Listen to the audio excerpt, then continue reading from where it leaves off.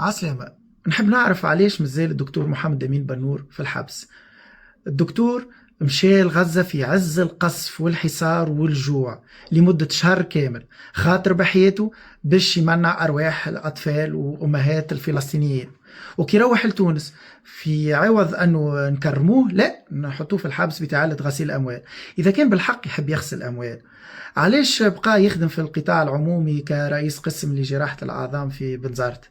علاش ما عملش كيما اغلب التوانسه الكل بما فيهم انا، ويطلع لاوروبا والخليج يضرب اليورو والدولار ويعيش حياه مزيانه هو وعائلته؟ هو بالعكس قرر يبقى في تونس باش يفيد التوانسه والمرضى التوانسه ويفيد بلاده. هذه هكا تكافئ الدوله التونسيه. في نفس الوقت فما منظمة الأطباء الشبان اللي دافعت عليه ودافع على الطب التوانسة يتوقف عملها لمدة 30 يوم.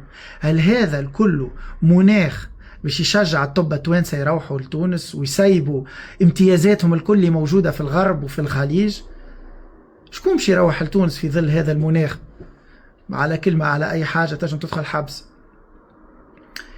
إذا أنا من بلاصتي هذه نتوجه بنداء أولا للدولة التونسية باش تطلق سراحه، خلي يروح ويشوف صغاره وعائلته وخاصة مرثه وتلامذته. وأيضا نحب نتوجه بنداء للدكتور محمد مصطفى الفرجاني اللي هو أستاذنا وزميلنا، أنه يقف إلى جانب الدكتور محمد أمين بنور باش يروح لداره.